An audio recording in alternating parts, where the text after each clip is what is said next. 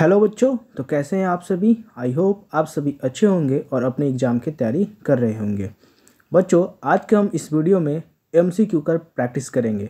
MCQ भी उतना ही important है जितना कि आपका सब्जेक्टिव इम्पॉर्टेंट है। तो बच्चों, आज हम चैप्टर 1 को इंक्लूड किए हैं और जो भी बनने वाले इम्पॉर्टेंट क्वेश्चन है वे आज हम कंप्लीट करेंगे और ज़्यादा से ज़्यादा प्रैक्टिस करेंगे और अपना कॉन्सेप्ट को और भी क्लियर करते चले जाएंगे। चलिए चलते हैं क्वेश्चन नंबर 1 की तरफ। देखिए क्वेश्चन नंबर 1 कह रहा है, यह एग्जाम्पल देख के नहीं घबराना है, ये मैंने बुक से लिया हुआ है इसलिए ये सब दिख रहा है, ठीक है। तो if D equal to HCF, यानी डी का जो वैल्यू है वो मेरे प्यारे बच्चे कितना है, एचसीएफ है, ठीक है। और एचसीएफ का वैल्यू क्या है, 48 और 22, मतलब कि आपको 48 एंड 22 का क्या करना है, आपको एचसीएफ निकालना है। और यही एचसीएफ जो है किसके बराबर है मेरे प्यारे बच्चे, डी के इक्वल में है। ओके, तो देखिए ऐसे क्वेश्चनों को सबसे पहले आप क्या करना है कि आपको इम्पॉर्टेंट तरीके से, मतलब कि एमसीक्यू के ऑब्जेक्टिव पर जाना है, ठीक है। जब आप देखिएगा तो ये 24 भी इसका फैक्टर है, 48 भी इसका फैक्टर है, 12 भी इसका फैक्टर है, 22 भी फैक्टर है। तो फिर हम इसमें आंसर क्या होगा हमारा, तो आंसर आपको ये पता होना चाहिए कि एचसीएफ जो कहता है वो कहता है हाईएस्ट कॉमन फैक्टर। हाँ जी, हाईएस्ट कॉमन फैक्टर, मतलब कि फैक्टर का सबसे हाईएस्ट पार्ट जो होगा वही उसका आंसर होगा, ठीक है, वही उसका एचसीएफ होगा। तो अगर मैं बोलूं कि 48 और 22 का अगर एचसीएफ मैं निकालूं तो इसमें से हाईएस्ट अगर मैं चुनूं तो इसका आंसर कितना होना चाहिए, 12 होना चाहिए। या फिर अगर आप इसको अपने से बनाने का भी कोशिश करेंगे तो ये बन भी जाएगा, 48 और 22 का आप एचसीएफ भी निकाल सकते हैं आराम से। हालांकि इसका आंसर क्वेश्चन नंबर 1 का सी होगा। ओके, चलते हैं अगले क्वेश्चन की तरफ और देखते हैं क्या कह रहा है। क्वेश्चन नंबर 2 कह रहा है, if P and Q are two prime number then the LCM is. कह रहा है कि P और Q क्या है मेरे प्यारे बच्चे, दो कोई प्राइम नंबर है। P और Q क्या है, प्राइम नंबर है। और जब ये प्राइम नंबर है तो प्राइम नंबर का आपको प्रॉपर्टी पता है कि जिसके फैक्टर सिर्फ इट सेल्फ और 1 हो, 1 and it self. Okay, 1 and क्या हो, इट सेल्फ हो। तो जब 1 एंड इट सेल्फ हो और आपको P और Q का एलसीएम निकालना है तो मेरे प्यारे बच्चे P और Q का जो एलसीएम होगा वह क्या होगा, इन दोनों का मल्टीपल होगा। इसका मतलब ये हुआ कि आपको कभी भी कोई प्राइम नंबर का एलसीएम निकालने के लिए बोले तो वो क्या होता है, उन दोनों नंबरों का, उन दोनों प्राइम नंबर का मल्टीपल हो जाता है। यानी इसका आंसर क्या हो जाएगा, PQ, यानी क्वेश्चन नंबर डी। ये देखिए सीबीएसई क्वेश्चन, सीबीएसई 2010 में आया हुआ है। ओके, चलते हैं नेक्स्ट क्वेश्चन की तरफ। क्वेश्चन नंबर 3 कह रहे हैं, 2 कॉन्स्टिट्यूटिव इवेंट नंबर का एचसीएफ क्या होगा। तो चलिए देखते हैं। ये देखिए डबल बार रिपीट किया हुआ क्वेश्चन है, 2011 में भी और 2013 में भी। आइए बनाते हैं। मान लेते हैं एक कॉन्स्टिट्यूटिव इवेंट नंबर के बारे में बात कर रहे हैं, तो मान लेते हैं एक इवेंट नंबर 2 और इसके बाद वाला क्या, 4। अगर आप इन दोनों का एचसीएफ निकालिएगा तो मेरे प्यारे बच्चे कितना आएगा, 2 ही आएगा, ठीक। एक हम क्या लेते हैं, फिर 6 ले लेते हैं और क्या ले लेते हैं, 8 ले लेते हैं। अगर आप इन दोनों का भी एचसीएफ निकालिएगा तो मेरे प्यारे बच्चे कितना आएगा, 2 ही आएगा, ठीक। और अगर हम बोले 10 और हम बोले 12, 10 और 12 का जब आप एचसीएफ निकालिएगा तो 2 ही आएगा। मतलब इतने सारे एग्जाम्पल देखने के बाद हम ये कह सकते हैं कि 2 लगातार इवेंट नंबर का अगर हम एचसीएफ निकालते हैं तो उसका आंसर क्या आता है, 2 आता है। उसका एचसीएफ क्या आता है, 2 आता है। इसीलिए इस क्वेश्चन का आंसर भी कितना हो जाएगा, 2, ऑप्शन नंबर डी। आगे चलते हैं। देखिए बच्चे क्वेश्चन नंबर 4 क्या कह रहा है। क्वेश्चन नंबर 4 कह रहा है 36 और 198 का आपको एलसीएम निकालना है, ठीक है मेरे प्यारे बच्चे। तो 36 और 198 का आपको जब एलसीएम निकालना है तो आपको क्या करना पड़ेगा। ये भी क्वेश्चन क्या है, आया हुआ है 2010 में। ओके, तो चलिए देखिए कैसे निकालेंगे हम। तो 36 और 198 आपको पता है ये 2 टाइम्स में जाएगा, 18, और ये कितने बार में चला जाएगा मेरे प्यारे बच्चे, तो 99। फिर ये 2 टाइम्स में जाएगा 9, ठीक है। और फिर ये कितने बार में चला जाएगा, 2 टाइम्स में नहीं जा पाएगा, इसको आप 3 टाइम्स में लीजिए। 3 टाइम्स में जाएगा कितने बार में, 6 बार में। और ये कितने बार में चला जाएगा, 33 बार में। फिर आप क्या कीजिए, इसको 3 बार में ले जाइए 2 टाइम्स में, और इसको 11 बार में, ठीक है। अब ये किसी से जाएगा नहीं, अब इसको मल्टीपल कराइए, 2 3 जा 6, 6 3 जा 18 18 टू जा 36 और 36 और 11 का आपको मल्टीप्लाई कराना है। देखिए आज मैं आपको एक शॉर्टकट ट्रिक सिखाता हूँ, जब कोई भी आपको नंबर का 11 से मल्टीप्लाई करना हो तो कैसे करते हैं। तो जो नंबर दिया इसका यूनिट डिजिट लिख लीजिए, ठीक, और फिर क्या कीजिए, इसके बाद वाले में दोनों का ऐड कर दीजिए। 6 और 3 कितना हो गया 9, और इसके बाद कोई एक नंबर नहीं है तो वही 3 हो गया, यानी इसका आंसर कितना आएगा मेरे प्यारे बच्चे 396 आएगा। ठीक है, चलते हैं अगले सवाल की तरफ। अगला सवाल क्या कर रहा है, दो पॉजिटिव इंटीजर्स है a और b, ठीक है, जहां पे a का वैल्यू क्या लिखा हुआ है x का पावर 3 एंड y का पावर मेरे प्यारे बच्चे 2, और b का वैल्यू लिखा हुआ है x y का पावर 3। आपको इसका क्या कर रहा है एचसीएफ निकालना है, आपको इसका क्या कर रहा है एचसीएफ निकालना है। तो मेरे प्यारे बच्चे आपको पता है कि एचसीएफ हम कैसे निकालते हैं, जो जो उसमें कॉमन मिलता है उसका हम एचसीएफ निकालते हैं। तो मेरे प्यारे बच्चे इसमें सिर्फ पावर 1 है, इसमें क्या पावर 3, तो दोनों में से हम क्या पावर 1 निकाल सकते हैं, बिल्कुल। इसमें पावर 2 है, इसमें पावर 3, तो दोनों में से क्या y का पावर 2 निकाल सकते हैं। तो मेरे प्यारे बच्चे इस क्वेश्चन का आंसर क्वेश्चन नंबर बी हो जाएगा। चलते हैं अगले सवाल की तरफ। देखिए क्वेश्चन नंबर 6 क्या कह रहा है, इसमें p का वैल्यू आपको दिया हुआ है कितना मेरे प्यारे बच्चे ab का पावर 2, और q का वैल्यू कितना दिया हुआ है a3 का पावर b। ठीक है, अब की बार इससे आपको इसमें एलसीएम पूछा है। तो मेरे प्यारे बच्चे एलसीएम हम कैसे निकालते हैं, एलसीएम निकालते हैं जो मिलता है वो भी हम लिखते हैं, जो नहीं मिलता है वो भी हम लिखते हैं। तो मेरे प्यारे बच्चे जब आप देखोगे तो ए तो दोनों में मिल रहा है, लेकिन एक ए स्क्वायर नहीं मिल रहा है, एक बी इस दोनों में मिल रहा है, लेकिन एक बी उसमें नहीं मिल रहा है। तो मेरे प्यारे बच्चे ये कितना हो जाएगा ए का पावर 3 और बी का पावर कितना हो जाएगा 2 हो जाएगा, समझ में आया। तो ये इसका आंसर ऑप्शन नंबर सी, ठीक है, ए का पावर 3 बी का पावर 2। अगले सवाल की तरफ चलते हैं। देखोगे बच्चे क्वेश्चन नंबर 7, क्वेश्चन नंबर कह रहा है कि एचसीएफ और एलसीएम क्या होंगे 50 और 20 के, वो जरा सा कट गया है, 50 और 20 के आपको एचसीएफ मल्टीप्लाई एलसीएम क्या होंगे। तो मेरे प्यारे बच्चे सबसे पहले हम क्या करते हैं एचसीएफ निकालते हैं।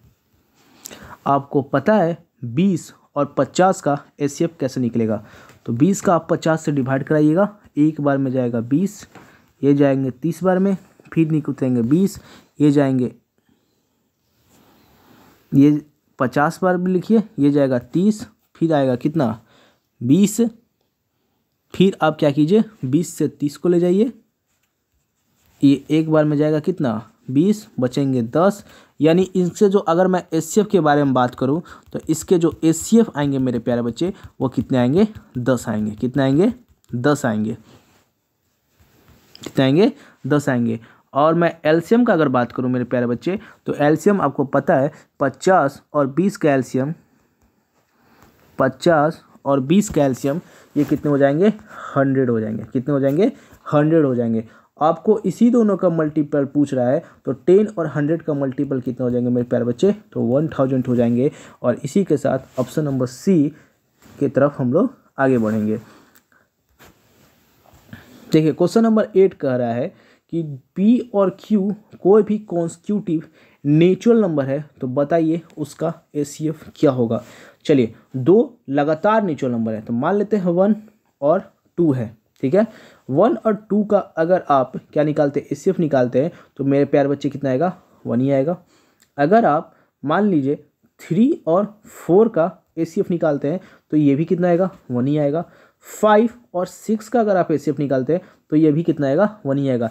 इसका मतलब ये हुआ कि अगर हम कह सकते हैं कि किसी भी दो लगातार संख्या का, किसी भी दो लगातार नेचुरल नंबर का अगर हम एचसीएफ निकालते हैं तो मेरे प्यारे बच्चे कितने आते हैं 1 आते हैं। यानी इस क्वेश्चन का आंसर भी क्या होगा सी होगा, ठीक है।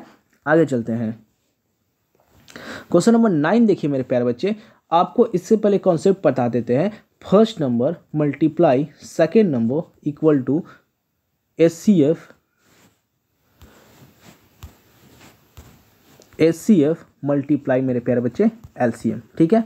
तो फर्स्ट नंबर और सेकेंड नंबर का मल्टीपल दिया हुआ है कितना 180, ओके।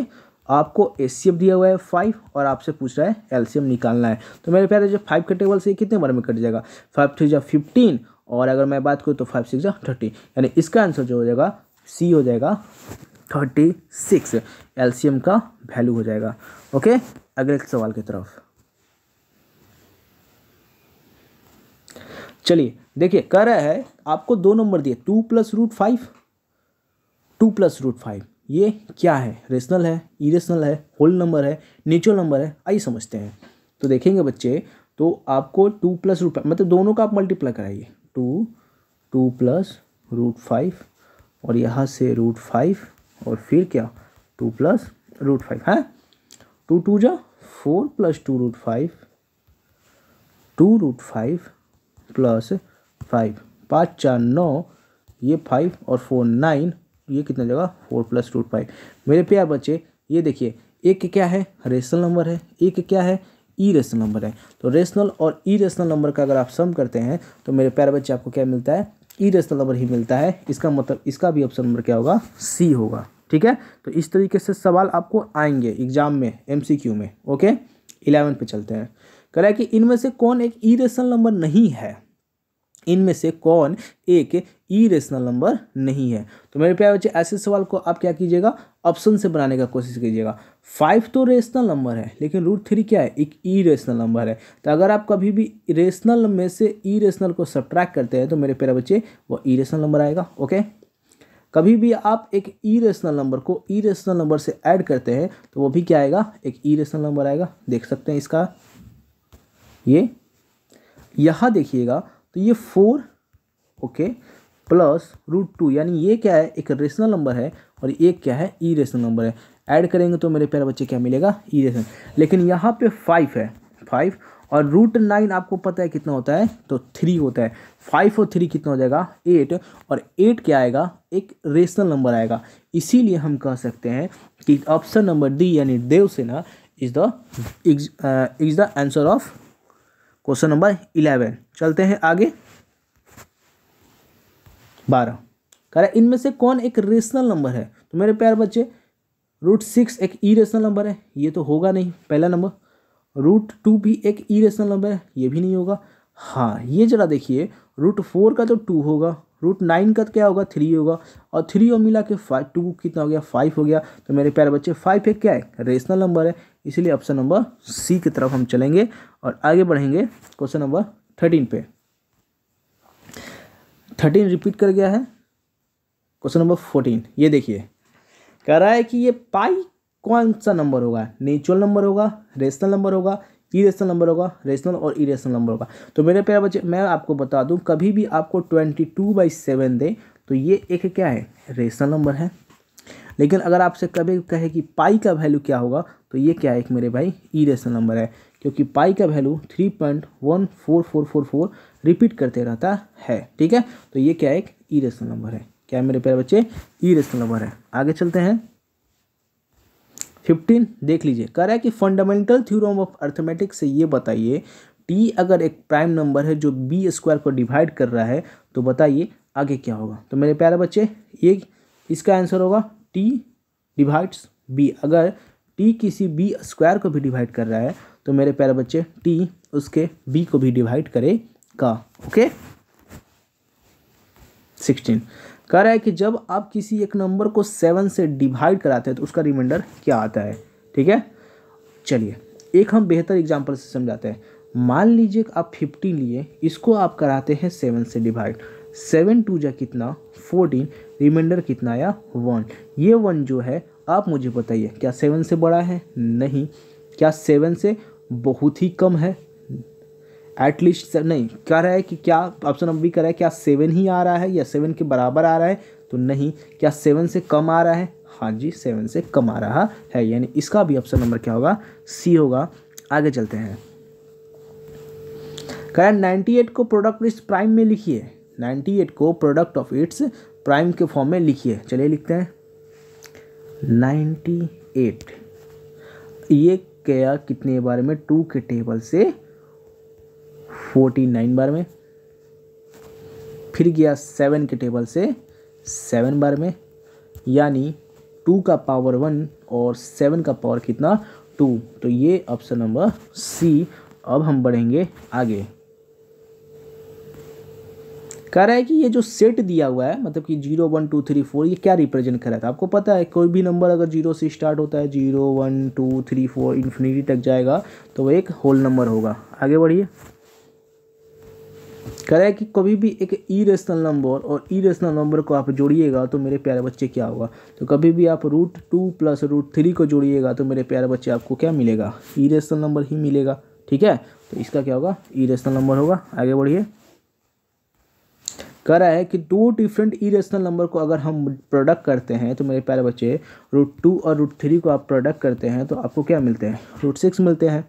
ठीक है, डिफरेंट अगर देखिए दो कंडीशन यहाँ बनेंगे, यहाँ डिफरेंट बन रहे हैं और कह दे कि टू सेम इरेशनल नंबर को यानी √3 और √3 को आप जो मल्टीप्लाई करिएगा तो मेरे प्यारे बच्चे ये क्या बनेंगे, ये तो 3 बन जाएंगे यानी एक तो ये इरेशनल नंबर बन जाएंगे। लेकिन टू डिफरेंट, एक और एग्जांपल लेते हैं डिफरेंट वालों का, देखिएगा ध्यान से समझिएगा। मान लीजिए एक √7 है और एक √11 है, तो अगर आप इसका मल्टीपल कराते हैं तो √27 आएगा यानी ये भी क्या है, एक इरेशनल नंबर ही है। तो मेरे प्यारे बच्चे जब कभी भी आप दो डिफरेंट इरेशनल नंबर का मल्टीपल कराइएगा तो ऑप्शन नंबर बी आएगा। ठीक है, यानी वो एक इरेशनल नंबर आएगा। चलिए, कह रहा है कि अगर आप कभी भी एक रेशनल और इरेशनल को जोड़ते हैं तो मेरे प्यारे बच्चे क्या आता है। तो आइए एग्जांपल लेते हैं, 2 + √3। आप मुझे बताइए ये हमने प्रूफ किया है कि नहीं किया है कभी, ये एक इरेशनल नंबर होते हैं, तो यानी एक इरेशनल नंबर होते हैं। कह रहा है कि रेशनल और इरेशनल को प्रोडक्ट करते हैं तो क्या आता है, आइए देखते हैं। मान लीजिए 2 एक रेशनल नंबर है और √3 एक इरेशनल नंबर है, प्रोडक्ट करेंगे तो आएगा 2√3 और 2√3 भी क्या होता है, एक इरेशनल नंबर होता है। यानी इसका ऑप्शन नंबर कितना हो जाएगा मेरे प्यारे बच्चे, बी हो जाएगा। देखिए कह रहा है, ये तो रिपीट कर गया,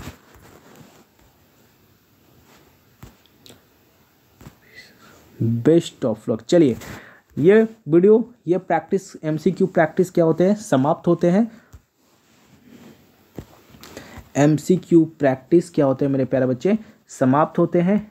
आई होप ये आपको पसंद आए होंगे। ठीक है, तो best of luck for your preparation. Thank you.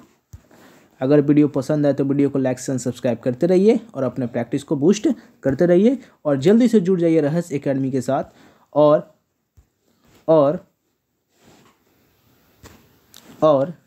बच्चे आप व्हाट्सएप चैनल से भी जुड़ सकते हैं, रहस्य एकेडमी,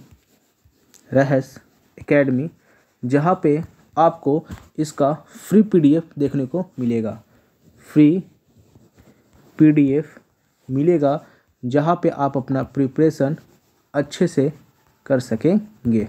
ठीक है प्यारे बच्चे, तो अपने दोस्तों के साथ शेयर करिए रहस्य एकेडमी को और व्हाट्सएप चैनल से जुड़िए, या फिर इसका लिंक आपको डिस्क्रिप्शन बॉक्स में भी दे दिया जाएगा।